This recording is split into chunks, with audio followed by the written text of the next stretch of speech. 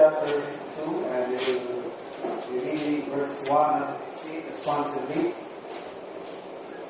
Salit-salitan mo tayo. Verse 1, Isaiah 52. Awake, awake, put on thy strength, O Zion. Put on thy strength, thy beautiful garments, O Jerusalem, the holy city. For henceforth there shall no more come into thee the uncircumcised and the unclean. She raised up from the dust, rise and sit down, O Jerusalem, loose thyself from the bands of thy neck, happy Lord of Zion. For thus saith the Lord, ye have sold yourselves for naught, and ye shall be redeemed without money. For thus saith the Lord God, my people went down 4 times into Egypt to look for them, and Assyria oppressed them in the darkness. Now therefore, what have I here, saith the Lord, that my people is taken away for naught? They that rule over them make them to howl, saith the Lord, and my name continually every day is blasphemed. Therefore my people shall know my name, therefore they shall know in that day that I am he that has been, for behold, it is I. How beautiful upon the mountains are the feet of him that bringeth good tidings, that publisheth peace, that bringeth good tidings of good, that publisheth salvation, that saith unto Zion, thy God reigneth. Thy watchmen shall lift up the voice, your voice there shall they see, for they shall see eye to eye, and the Lord shall reign against Zion. Hindi ko ako nagkakamali itong verse na yung nasa Book of Romans. Nakot din sa Book of Romans. Saka sa Ephesians, yung put on the whole armor of God, kasama yung sandal, di ba? Breastplate of righteousness, the shield of faith, and the helmet of salvation, the sword of the Spirit, which is the word of God, and the feet shod with the gospel of preparation for peace. Ito na yun, yung verse 7. The feet of him that bringeth good tidings. Kasama yan sa armas ng Kristiyano, yung pagdadala ng Evangelyo. Verse 9, break forth into joy, sing together, ye waste places of Jerusalem. For the Lord hath comforted his people, he hath redeemed Jerusalem. The Lord hath made bare his holy arm in the eyes of all the nations, and all the ends of the earth shall see the salvation of our God. Depart ye, go ye out from thence, touch no unclean thing. Go ye out of the midst of her, be ye clean, that bear the vessels of the Lord. Ye shall not go out degrees, nor go by night, for the Lord will go before you, the God of Israel will be your road. Behold, my servant shall deal prudently, he shall be exalted and extolled, and be very high. As when they were established the trees, his statutes so far more than anyone, and his power more than the sons of men. If I'm not mistaken, in verse 14, may ito po yung prophecy regarding the Lord Jesus Christ. Yung kanyang mukha, lamog, no?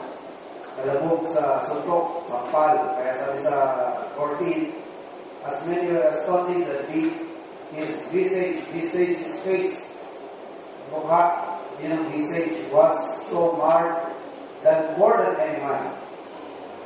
Okay, verse 15, so shall he sprinkle many nations, the king shall shut their mouths at him.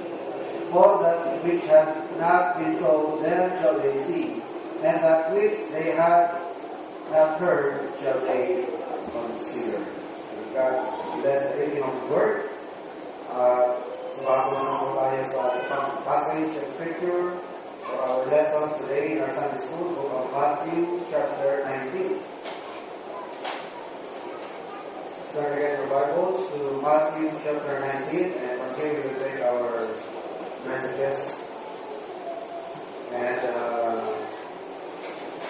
we will be talking today about the nameless moral young man.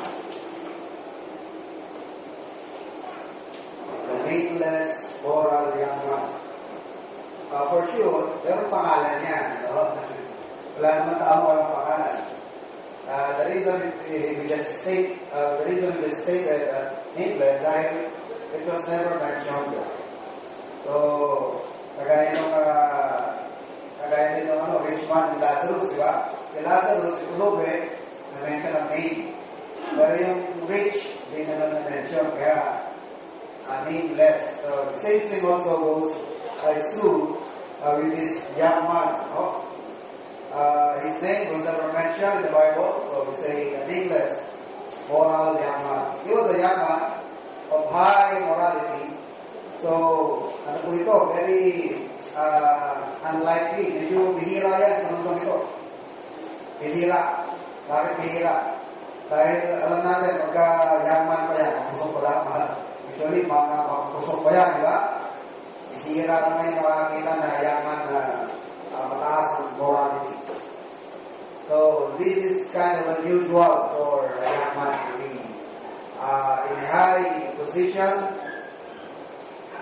in society, tapos mayaman ka pa, at kaya ka na ilagay sa isang mataas na katatayuan sa society, because meron nakita sa iyo you are worthy of that position.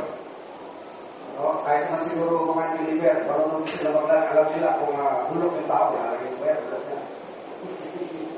Very exceptional na lang yung alam mo ng bulok ng tao, may pailalagay mo, no? Kung ano nangyari kay sinin sa Mindanao na nasibirang buwan nailegpat dahil sa Pare. Kapatuan. Alusos. Yun yan, no? Charge of rape. Ikaw pa hindi totoo. The fact that your name was dropped, nahila na nga yung pangalan mo dahil sa kanyang kaso, nakakaya yan, di ba? Sumakbo ka pa. And then, nanalo ka pa. Ano? Anong ginamit mo? Paano nangyari yun? So, pagbihira na lang yan. Normally, pagka hindi maganda ang pangalan kahit mga believers, pag alam mo bulong ang pagkatao, hindi mo ikasama sa ilalagyan sa gusto. So, unusual ito. You're a young man and yet high morality. No? Kaya, a moral young man. Nameless, moral young man. Matthew chapter 19, and we'll start reading from verse 13, 13. Then were brought unto him little children, that he should put his hands on them and pray. And the disciples rebuked them. But Jesus said, Suffer little children, and forbid them not to come unto me, for of such is the kingdom of heaven. Ito ba ang sabihin na for of such? Kasi po, akala nyo ng ilan, ito rin po aking akala noon na tularan natin ang bata pagdating sa faith. Kasi ang bata, ano yan, madaling maniwala, no? Tawag nila dyan is childlike faith, no? Childlike. Yung pananampalataya na kagaya ng mga musmos, kagaya ng bata, no? O anong sabihin mo, umumu dyan, ay kagaya naniniwala yan. Pero mga kapatid, tapos po ilang pag-aaral pa, no? Pakikinig, magbabasa, hindi mo pala yung childlike faith ang tinutukoy ka. It's not that. No? But yung being willing to submit, yung pagiging mapagpasako. Kasi ang kaibahan ng attitude ng mundo ngayon, ayaw po ng mundo ito ang sabay ng unahan. No? Sabi nga nila, we will not have this man to reign over us. Ayaw namin na mayroong nangunguna sa amin. Ayaw na namin na may nagdidikta sa amin. Gusto namin kami ay nag-rule. So, mga bata, wala silang ganyan mga dandami. No? Wala sa kanila yung mga ganyan. Mga tanda ng ganyan, no? Na ako. So, dapat. So, sabi ng Panginoon, for such the kingdom of God. No? Except we be like children, we cannot enter the kingdom of God. So, verse 14, but Jesus said, Suffer little children, and forbid them not to come unto me, for or because of such is the kingdom of heaven. And he laid his hands on them and departed thence. And behold, one came and said unto him, Good master, and what good thing shall I do, that I may have eternal life? And he said unto him, Why callest thou me good? There is none good but one, that is God. But if thou wilt enter into life, keep the commandments. He said unto him, Which? Jesus said, Thou shalt do no murder, thou shalt not commit adultery, thou shalt not steal, thou shalt not bear false witness, honor thy father and thy mother, and thou shalt love thy neighbor as thyself. The young man said unto him, All these things have I kept from my youth up. What lack I yet? Lahat ng yan, nagawa ko na. Wala pang kabata ko pa. Ano pang kulang? Jesus said to him, If thou wilt be perfect, go and sell that thou hast, and give to the poor, and thou shalt have treasure in heaven, and come and follow me. But when the young man heard that saying, he went away sorrowful, for he had great possessions. Napakayaman po niya, no? Sabi niya, Panginoon Jesus, lahat, ano bang gagawin ko kung magkaroon ng buhay na walang hanggan? Sabi ng Panginoon, sundin mo ang kautusan. Anong kautusan? Although alam ng Panginoon Jesus na hindi naman tayo naliligtas sa pagtubad sa kautusan, kaya wala nang makakagawa niya. Gusto lang din niya na testing itong tao ito. Ma-expose din talaga pagkatao itong kausap niya. At makita ng tao ito ano talaga ang status niya. His spiritual condition. So, meron rin yan, by a series of questions, mahahayag kung anong nasa loob mo eh. Mahahayag kung sino ka. Pag habang sinasagot mo, kaya gano'n mga pagkagaling yan, mga interrogators. Oo, magagaling mga tanong, mga nagpo-cross-examine. Pagka panay-panay ang tanong, hanggang sa hindi ka totoo, pagkakasabit-sabit yan, di ba? Pero pag patotoo ka, kahit anong paikot ang gawin sa'yo, consistent parati. Di ba? Consistent. So ito hindi consistent. Alam niyo ba yung hindi consistent sa kanya? Sabi niya, lahat yan nagawa ko na. Ano ba yung commandment? Sabi niya, honor father and mother. Love your neighbor as yourself. Sabi niya, lahat yan nagawa ko na. Alam niyo ba ang sabi doon? At hindi ko yung kanya sinasabi. Sinabi niya, love your neighbor as yourself. Eh, ginawa na rin niya. Eh, hindi nga siya willing eh. Benta yung property niya, mamahagi sa kapwa. Di ba? So, kahit siya, aminado siya na, maamin na sa sarili niya na, hindi siya totoo sa sinasabi niya na nagawa na lahat niya ang commandments. Kasi kasama sa commandments yung you love your neighbor as yourself. Now, he is not willing to share his property. He is not willing to share his wealth. Hindi siya willing na mag-share ng kanyang pinapagpili. So, asa na yung loving your neighbor as yourself doon, di ba? Pero ano kanya sinasabi? Lahat yan nagawa ko na, di ba? So, he is lying. So, the Lord exposed him. No? So, ganun pa man, we can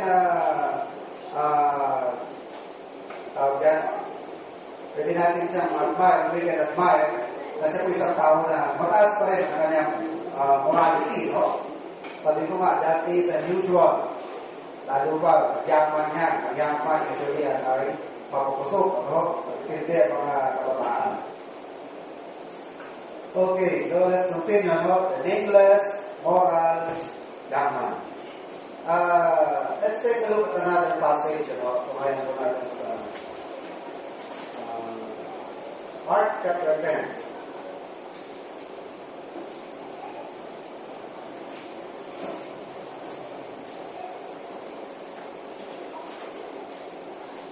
Mark chapter 10.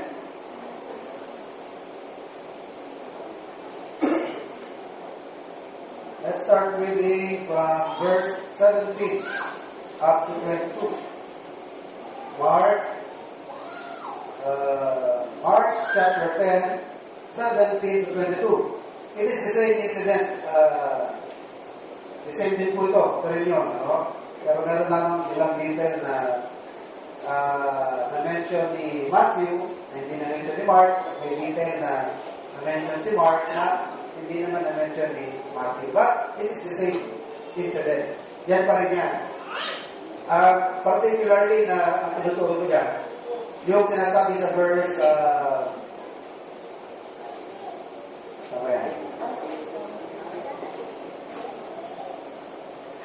verse 17. And yan, binamention niya ni Matthew, that this man came running. Diba? Sa Matthew, binabanggit yan, he came running and he fell down. So, basahin natin verse 17. And when he was gone forth in the way, there came one running and knelt to him and asked him, Good master, what shall I do that I may inherit eternal life? And Jesus said unto him, Why callest thou me good?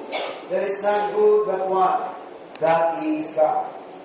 Thou knowest the commandments, do not commit adultery, do not kill, do not steal, do not bear false witness, defraud not, honor thy father and mother. And he answered and said unto him, Master, all these have I observed from my youth.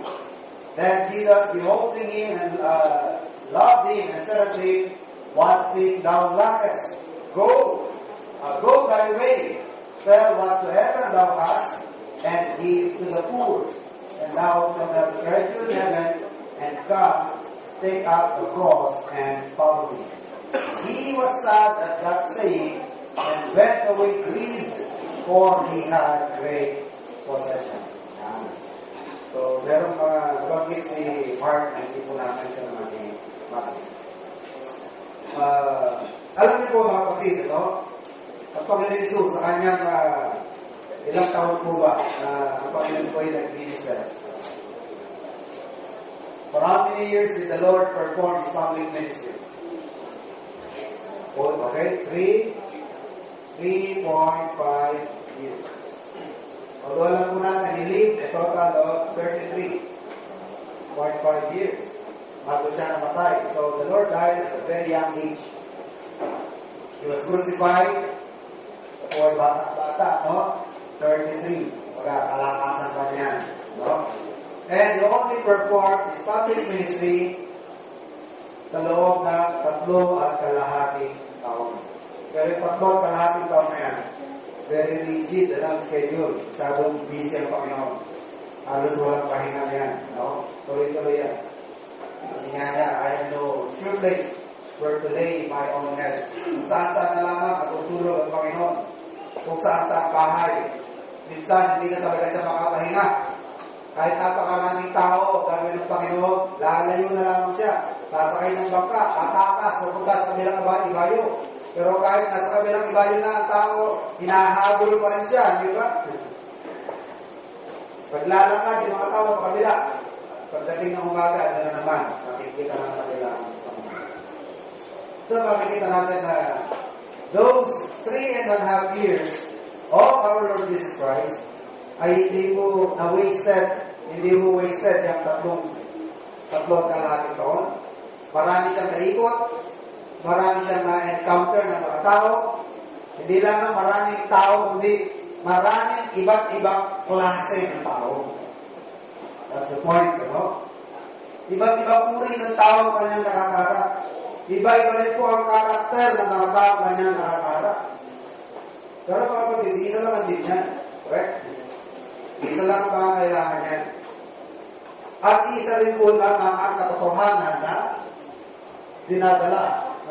Tandaan po nila mga kapatid, ang truth, isa lamang ang katotohanan. Kahit sinong tao, kailangan ng katotohanan. Kahit bago-baguhin mo yung uri ng tao, iba-iba man ang karakter ng tao, he still needs the same truth. Isa pa rin ang katotohanan na kailangan niya. Isa lang naman ang katotohanan. Hindi mo pwede yung iba yung totoo para sa iyo, iba yung totoo para sa kanya. Hindi. Isa lang ang totoo. Pag sinabi natin truth, hindi na yung absolute.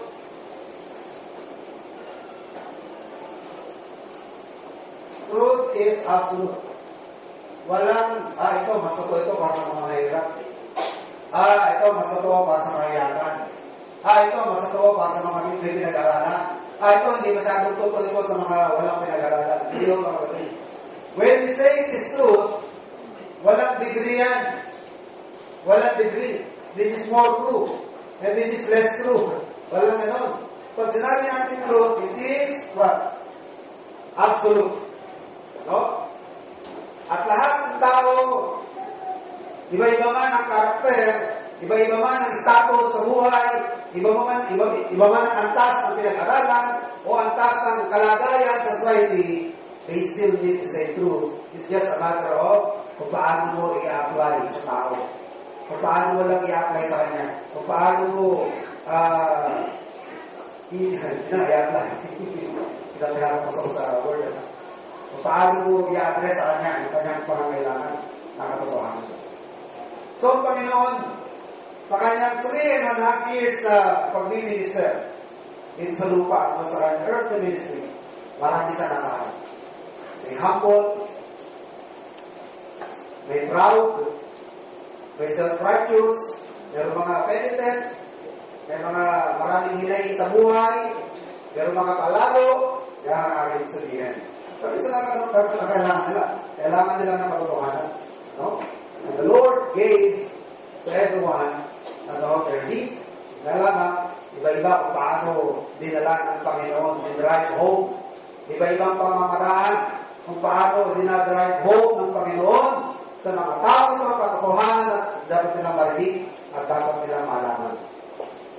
Okay? So we'll just take a look at these different types of people before we will eventually come to this nameless moral young man, dahil iba na naman ang estilo na ginamit sa kanya ng Panginoon. Sabi ko nga sa inyo, our Lord Jesus Christ is the greatest preacher of all. So if you will if you will learn to be a preacher, kapatid, ang ating pag-aralan ay buhay ng Panginoon. Ang estilo ng Panginoon. No?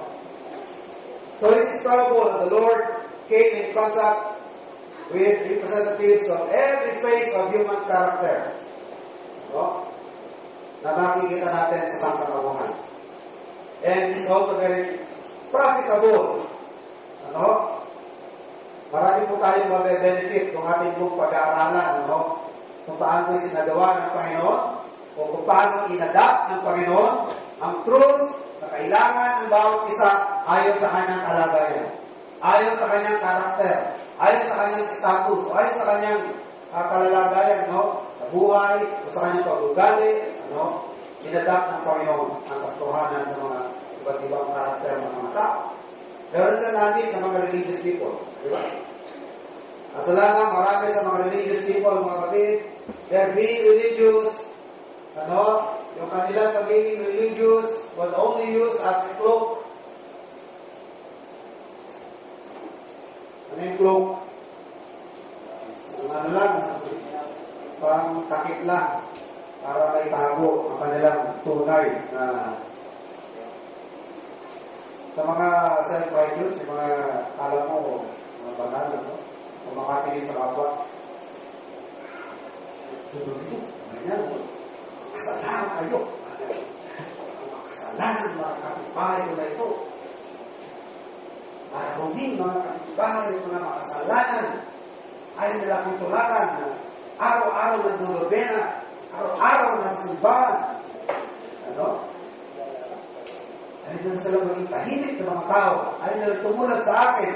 So, meron sa na-encounter ng ganyan, di ba? Mga tao religious, mga righteous, mga tao righteous in the sense na sa palagay nila sila magtuwid. Pero yung pala kanila pagiging righteous ay ginamit lamang bilang pangtakip lang. Pero tunay nila kalagay at sila rin makasalanan din. Paano sila in-address ng Panginoon? Paano binigay ng Panginoon ng katotohanan sa kanila? Paano in-apply ng Panginoon ng katotohanan sa kanila? Yarita, ye hypocrites. Kayo mga hipokrito. Wala sila magawa, Ito naman din. Ye hypocrites. Ye whited sepulchres. Kayo mga pinaputing pader. Pagaya ng tuwing araw ng patay, di ba? Ang gagat na ng mga religion pagka katapusan pala ng Oktobre, wala ng Nobyembre, nagsisimula na yan. Linis na ng linis yan. Mabenta hydrochloric acid, kung mga paano na yan. Mabenta pintura. Mabenta walis tingting. Yan, malinis na malinis. Pero kahit anong linis mo, marble man yan o granite yan. Same pa rin. Ang inside niya. Pare-parehas lang. Kaya kahit anong pagpapaganda sa labas, kahit anong pagiging religious mo sa panlabas, maninigyoso ka, makadyos ka sa panlabas, kung wala ka namang pagkakilala sa Diyos, masalanan ka pa rin sa panloob mo. Kaya pag sila ay natake ng Panginoon, sabi sa ganun Panginoon, ye hypocrites, ye generation of vipers, ye whited sepulchres, who want you to flee from the wrath to come.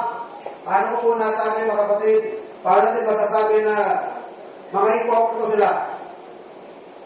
Aba, sa pangyayari sa pag-minister ng ating Panginoon, na nanahimik ang ating Panginoon ng kanyang mga alagad, maya-maya, nagdatingan ng mga tao, kasama dito mga Pharisees. Sabi nila, Rabbi, we have caught this woman in the act. According to the law of Moses, she must be stoned to death. What sayest thou? Sabi nila, nahuli na namin ang babae ito sa akto ng pangalan niya. Sa batas ni Moses, nire-require na dapat siyang batuhin ng mamatay because she committed a crime worthy of capital death or capital punishment. Worthy of death. Hindi sila pinatulan ng Panginoon, di ba? Sabi ng Panginoon, ang walang kasalanan sa inyo, let him pick up the stone and let him cast the first stone. Napakagaling sumagot ng Panginoon, no? Ang walang kasalanan sa inyo. Sabi nyo, dapat patuhin ang mga tayo. Sabi nyo, ang walang kasalanan. Sabi ko bisa. Nasaktan sila doon, ano? Nakonsensya sila. They are all convicted. Ano? Lahat sila guilty. Lahat guilty. May kasalanan. Dahil sabi nyo, walang kasalanan sa inyo. Lumangkot. Unang lumangkot ng bato. At magbato sa babae niya. Ako, susulat ako pa yun. Nigdolog sila, drawing nila ng drawing sa lupa. Ano? Maya-maya, pagtayo niya sa loob. Babae. Asan na yung mga umaakpi sa'yo? Wala ko, Panginoon. Isa-isa doon, nag-aalisan. Sabi na ito, kahit ako, hindi na tayo kukuntinan. Pero, hindi sinabing pagpatuloy mo yan. Kaya hindi lang kita ginawa-condemn. Ito mo lang, bakit ko ginawa yan? Baka dahil lang sa survive. Hindi ka naturuan ng magulang ko kung paano magbuhay o survive. Dahil lang alam kung paraan, magbenta ng katawan, magbenta ng sarili. Hindi ka naturuan magbenta ng yema. Hindi ka naturuan magbenta ng bulburon. Kaya wala kang alam sa buhay. Baka kapit sa patalim ka na lang, kaya yan ang ginawa mo. Hindi kita ikukunti na dyan. Pero, hindi sila rin pagpatuloy mo yan. Sabi nga, ulitin yan. Marami ka naman katulad eh. Umila, marami ka rin katulad na kapuspalan. Pero hindi sila nagre-resort sa ganyang uri ng trabaho. Mag-isip ka ng iba. Ano? Parang yun ang mensahe ng Panginoon din eh. Go and sin no more. Ano? So, paano po natin nakikita ang hypocrisy doon, mga kapatid? Wala nang bago eh. Ang hypocrisy doon, mga kapatid, sabi nila, we caught this woman in the act. Ibig sabihin, may kasama. Diba? Wala namang adultery na nag-iisa eh. Wala namang fornication na nag-iisa. Diba? And according to the law of Moses, if they are really strict to the law, dahil mga Pharisee, mahigpit yan, ano? Ano yan eh? Mga bukis yung mga yan. Ang mga Pharisee, bukis yan. Talagang strict sila sa letra ng kapulatan. Mahigpit nila sinusunod ang mga nakasulat o nakatitik. According to the law of Moses, if these Pharisees really know their Bibles, hindi lang dapat babae ang binabato. Dapat binitbit pati yung lalaki. We caught this woman and this man in the act. Bakit yung babae lang ang binitbit? Baka Pharisee. Kasama nila sa sekta. Kasama nila sa religion nila. Hindi humala yung mangyari ang bakit? There was a Pharisee named Simon na pumasok ang Panginoon sa bayan Simon. Tapos, habang nasa loob, malaking bahay na, medyo mayaman ko sila naman, malaking bahay na. Maraming room sa loob yan. Kasi ang mga oriental houses, kung medyo may kaya ka, ay hindi mo alam kung nasa loob ka ng bahay o nasa labas eh. Kasi pagpasok mo sa gate, pagdating mong ganyan, meron pang courtyard yan. Ito, courtyard. So, ang mga rooms, nandiyan pa yung mga rooms. Pagpasok mo dyan, open pa yan, open court pa yan. Tapos, usually, meron yung sister na tinatawag. Ano yung sister? Pagmulan, sahod, sa pasado tubig. Kasi, very scarce. Medyo bihira ang ulan doon. Kaya kung dumarating, ipunin mo na yan dahil valuable ang tubig sa kanila. Kaya pag walang ulan, ginagamit na lang nila yan, imbakan ng mga grains. Kaya kung maalala nyo, yung mga espiya na nag-espiya noon, mga kasama ni Joshua, mga espiya ni Moses, minsan, dyan natatago pag tinatago ni Rahab, tinatago ng mga natatago sa tatakpan na naman ng grain. So, maraming rooms ang bahay ni Simon. Nandun ng Panginoon. Bisita siya ni Simon. Maya-maya, may dumating na babae. Not mistaken, she is Mary, Tapos, binasag ni Mary yung isang pabango, She opened an alabaster box. Nakalagay doon, alabaster box. And then, she broke the container of the perfume. At ibinuhos yata sa ulo ng Panginoon. And then, ano ko kung nag-deja ko rin yung nasabi ko. Basta pagpasok na doon, umiyak na ng umiyak yung babae at pinugasan niya ng luha ang paa ng Panginoon at pinagpupuna sa kanyang buhok. Tapos sabi ni Simon, alam lamang ng Panginoon kung anong uri ng babae itong dikit ng dikit sa kanya, buntot ng buntot sa kanya. Alalayasin niya ito. Hindi niya sabihin, marunong babae ito. Sabi ng Panginoon sa kanya, mabuti pa nga itong babae ito Ako, bisita ko kasi it's part of hospitality ng araw kapag bisita ka. Ikaw yung boss. Meron kang bisita. Meron kang servant o wala kang servant, ikaw mismo na boss. Mag-offer ka ng pagmugas sa paa. It's part of oriental hospitality.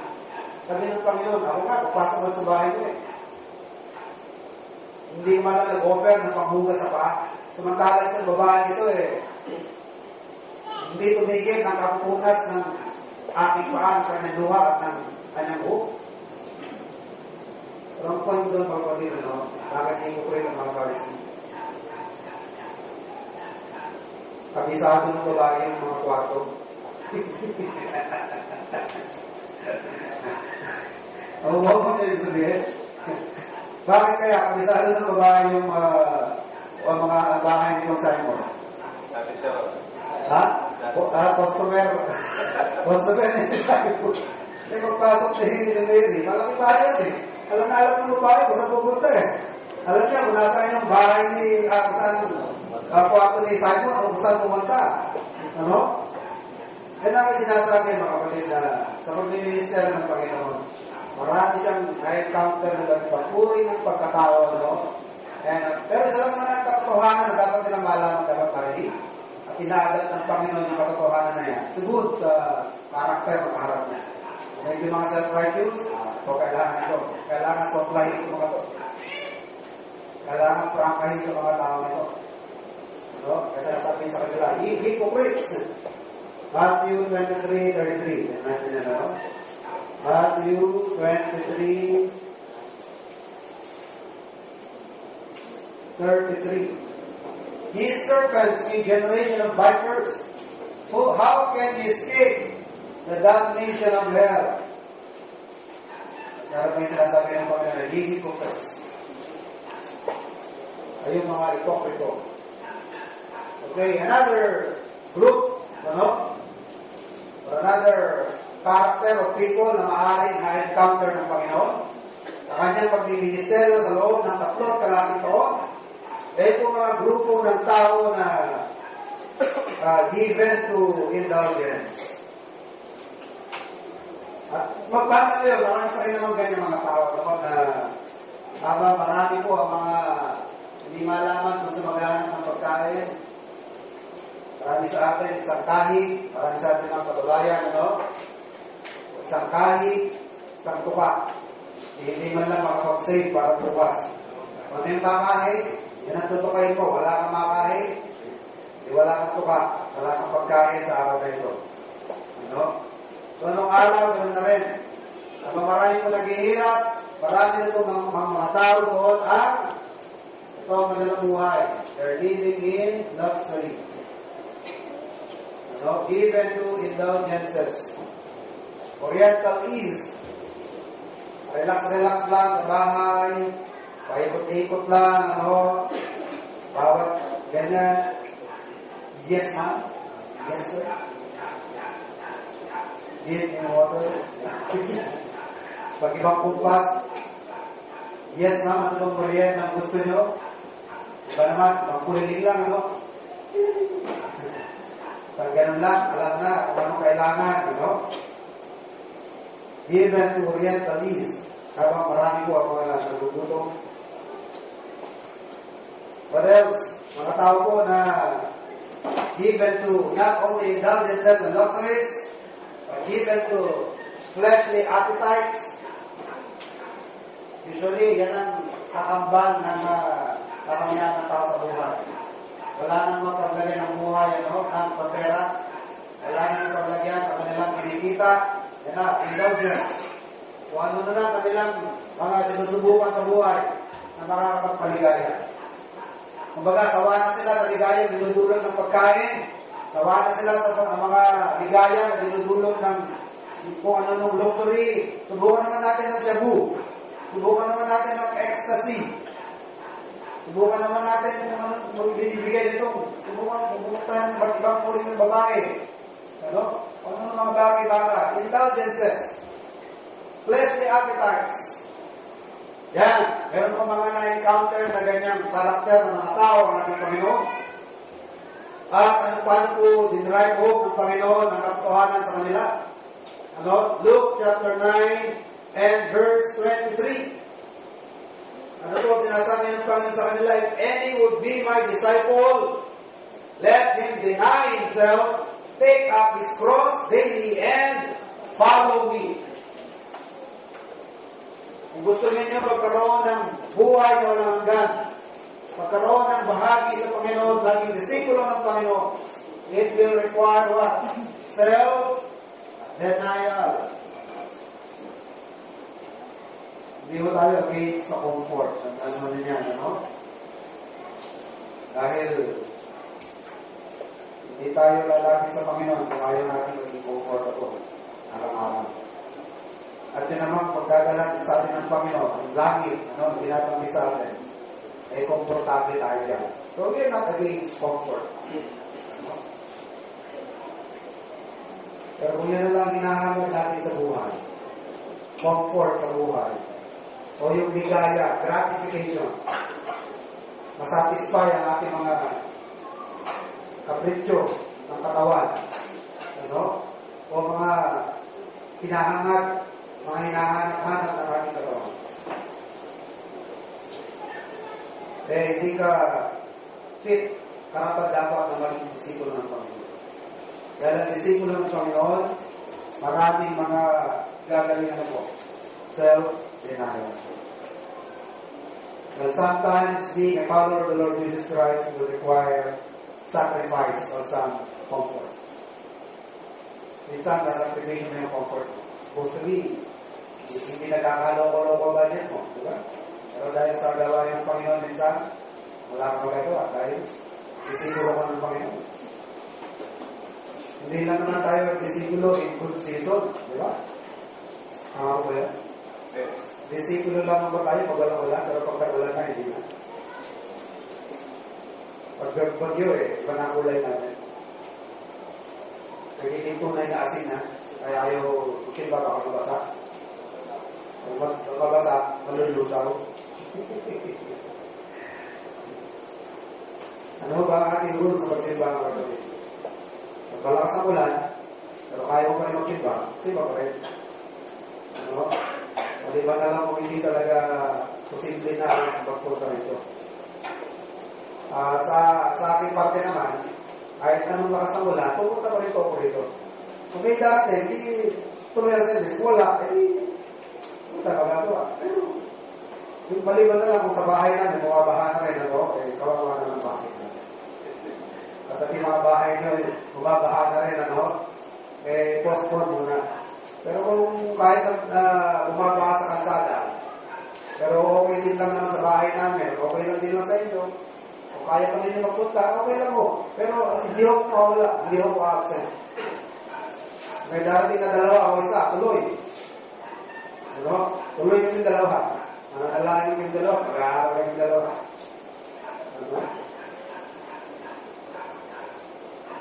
So, pagiging disikulo, mga kapatid, it will require sometimes denial of some comfort in life. Hindi naman lang tayo disikulo kapag maganda ang panahon. Kundi ating pagiging disikulo in good times and hard times. Dapat disikulo. At kung kinakailangan na minsan, paminsan-minsan, dahil tayo sacrifice natin. Ang Panginoon nga, nag-sacrifice Diba? Napakalaking bagay na ba yung sasakripisyo mo? Tayo naman, sa ibang bagay, nagsasakripisyo, diba? Tinitipid mo nga sarili mo. Kung sasacrifice ka ng pagtitipid, Kung grabe pagtitipid na gagawin mo sa sarili mo dahil meron kang gustong masa, meron kang gustong bilhin. I-apply din natin yan sa gawain ng Panginoon.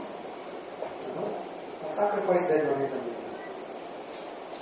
Alam niyo po yung conference kahapon, hinayang ko pagkaganyang mga event, Kasi yan, paghapon na preaching yan, nakakahinayang po yan.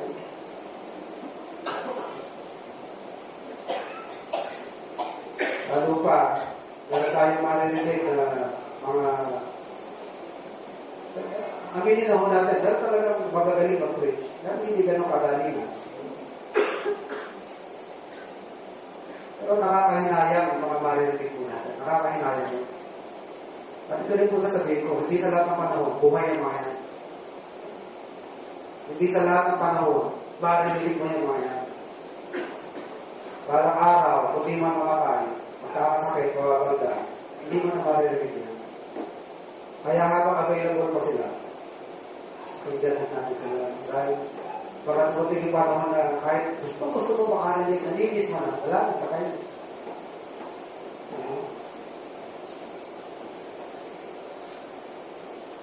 Kaya yung mga ganyan mga okasyon, dapat sinasamantala ko natin yan. Kasi sa totoo lang, kung talagang gusto, may paraan yan. Kung talagang gusto, may paraan. Yung bagay na, nagagawa natin kung talagang gusto ko, nagagawa ko ng paraan.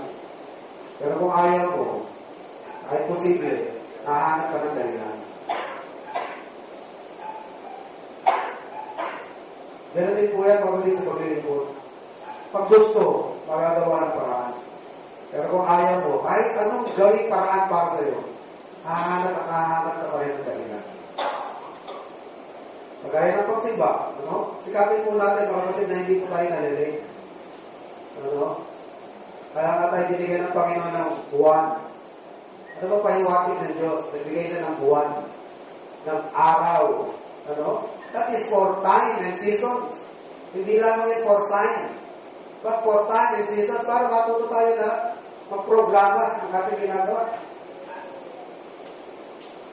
Alam po natin, ang service natin, 8:30. Okay lang, imalelate tayo, minsan-minsan, dahil na-traffic, na-flat yung sinakyan mo, wala ka magagawa. Pero yung habitually, hindi na problema yung kahit.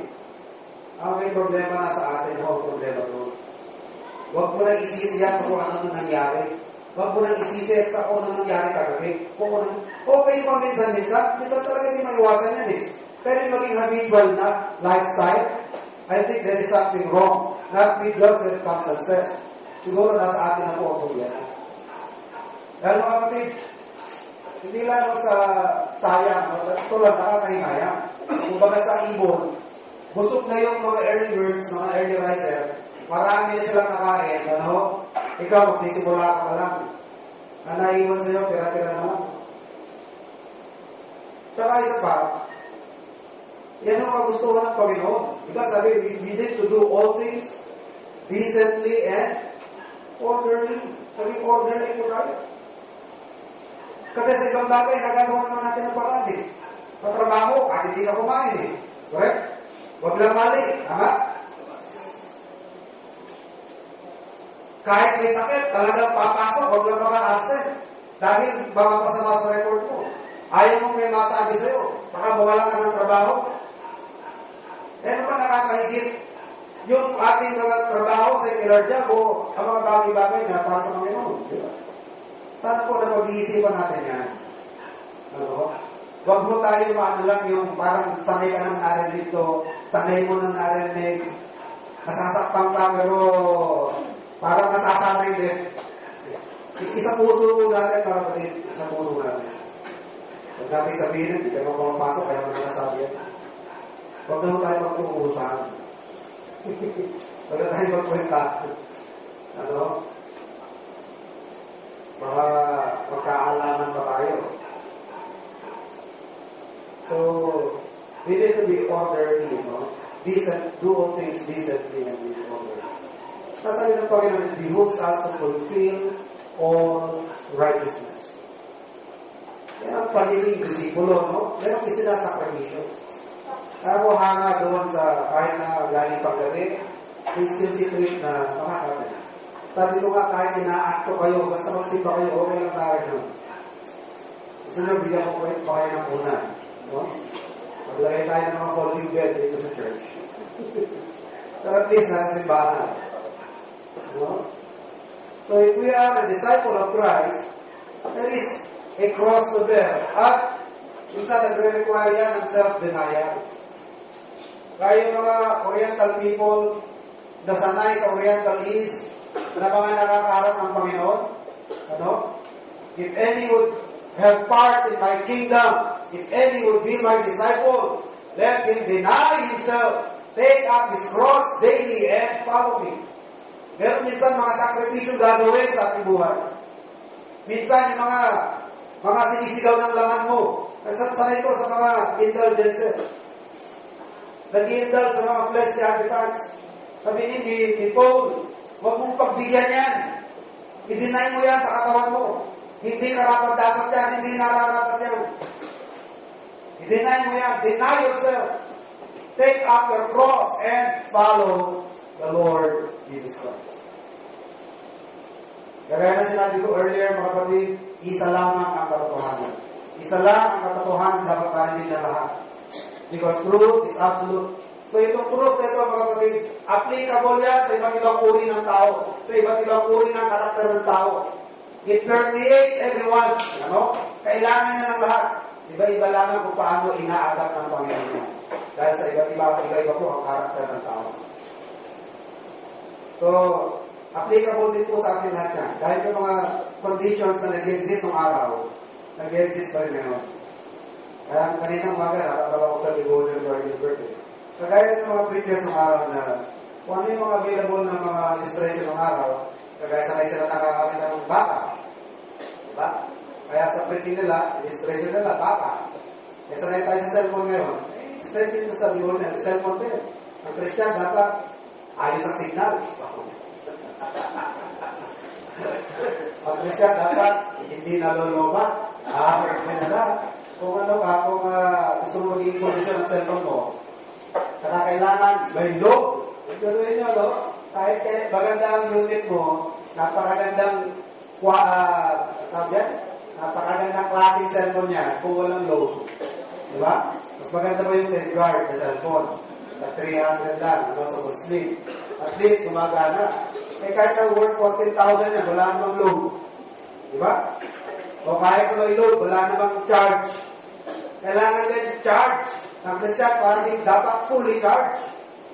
Hindi yung pati pagsisimba, parang aandap-andap tayo sa pagsimba. Ano? Parang 1 bar ka na lang na nagsisimba. Hindi mo inaalagaan ang iyong sarili. Hindi mo inaalagaan ang iyong spiritual condition. Huwag nyo lang iasa yan sa pastor. Pastor, andito na ako. Uupo na ako. Pakainin mo na ako. Nag-aantay ako. Anong favorite nyo para sa akin? Busugin nyo ako. Hindi ho ganun ang attitude sa pagsimba. Ano? You came here. You come here for worship. At bago tayo nag-aantay na isubo ng isubo sa atin. Ano lahat ng kailangan mo? Natutuho tayo na nangangalaga sa ating sarili nila, parang baby na, o mama, nasubuhan na kita, buka pa. Spoon feeding, matutunan daw tayong magluto ng sarili, meron ka niluluto na dinedirection mo, magbukat ka na ng Bible mo. Hindi naman tayo iglesia, di ba? Di ba, iglesia lang kami, karap sa iglesia eh. Yung ministro lang may karapatan magbukas sa Biblia. Hindi naman tayo iglesia. Hindi naman tayo iglesia ng Kristo eh. Allow mo tayo na magbukas sa ating Biblia. Maghanap ka ng verse sa Bible, passage sa Bible. Mag-devotion ka, aralin mo, nandyan. Sabi ng Bible, search the scriptures. And the Bereans were highly commended by Paul because they searched the scriptures. After hearing it from the preacher, nag-take note sila at pag-uwi ng bahay, nire-research pa nila sa Bible na yan. That's highly commendable activity. Ginagawa ko ba natin yan? O baka yung Sunday, saka lang tayo nakakapagbukas ng Biblia. Pag-aakad sa London natin, pastor, pakainin mo na ako, hindi na ako. Butang nalo ka ng pastor, nagsiba, buti nga, nagsiba ko eh. Mas ito na attitude. Kaya dapat hindi tayo nalolobat. Okay ang signal sa Panginoon. Kailangan may load. Bira, no? Loaded spiritually. Huwag natin iasa natin sa mga preachers, ano? I-nurture po natin ang ating spiritual condition. And God made available every means na kailangan po natin. He provided us the means of prayer. He provided us the means of church attendance. Ano? He provided us the means of the Bible. Binigyan niya tayo ng Bible. Yan ang mga binigay ng Diyos. Available yan. Para mapangalagaan po natin ang ating spiritual life. Katamaran na lang po yan. Tamad ka magbasa, tamad ka magbuklat, tamad ka manalangin. Tapos lahat, isisisi mo sa pastor. Ano? Hindi ako na-bless. Hindi tumimo. Hindi ako tinamaan. Hindi naman nakakabusog ang kanyang pinrich. Ganun po ba mga kapatid na hinahanap-hanap po natin? Dapat tayo marunong magpakain sa ating sarili. Hindi yung bata lang nag-aantay din, yung pinapakain siya, nag-aantay na pakainin. Bata lang mo yun. Pag tayo malalaki na, dapat matutunaw tayo tulungan ang ating sarili. At pagdating din sa gawain bahay, tutulong ka na lang. Hindi yung ikaw pa yung dapat tulungan sa lahat ng pagkakataon, dapat tulungan ka. Isip ka kung pwede pa itulong mo sa kahanan. Kaya ang bag, may ikaw contribute. Hindi yung ikaw yung naghahanap ng ikaw contribute sa'yo. Ano bang may hambag sa akin ngayon ng church na ito? Ano bang may hambag sa akin ng preaching? Parating sa'yo, parating dapat sa akin, para sa akin. Lahat na lang para sa'yo. Ano? That's the wrong kind of attitude. So, a disciple needs to take up his cross. Pero kung self-denial na ginagawa, dapat ang isang tunay na disipulo ng Panginoon. What else? Ano po ang mga uri, karakter ng tao na kanya na-encounter? Those who are toiling, those who are oppressed, those who are sorrowing, doon sa mga, kahit naman ngayon nag-exist yan, no? Maraming mga tao ngayon ang hirap sa buhay. Ano? Hirap sa kanilang economic life. Lalo na, you go to depressed areas. Punta kayo sa mga Islam areas. At pakinggan ninyo kung anong kanilang hibik.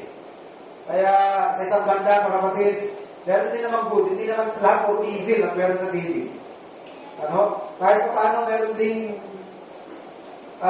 good na naiambag ang television. Hindi naman natin ninamasama yun. Parang baril yan eh. Diba? Makasalanan ng TV. Sabi nga eh, guns don't kill people. Bigyan mo din ang gun. Kumapatay ka ng tao yan. Di ba? Diba?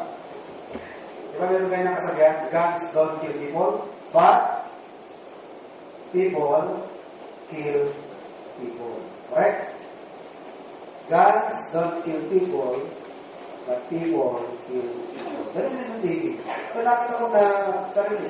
Hindi ko naman ito in-endorse na gawin nyo. Pero nakikita ko isang magandang bagay na nagawa rin ng TV. Yung dahil sa ngayon TV, medyo nakakalimutan ng mga tao kanilang kailangan. Ang kanilang pamilya. Kahit man lang sa matala. Habang pinapanood si Jose, Wadi, pinapanood si Soto, ako, ito tumitingin din ako dyan. Kasi, bakit mo hindi ka na mismal sa buhay mo? Kung maghapon mo, seryoso ka na. Pagkagising mo, seryoso ka na. No? Natutulong ka na lang, seryoso ka pa rin. Not a smile. Kahit man lang magkaroon ng break na paminsan sa video, napapa-smile ka naman. Dahil, therapeutic din yan.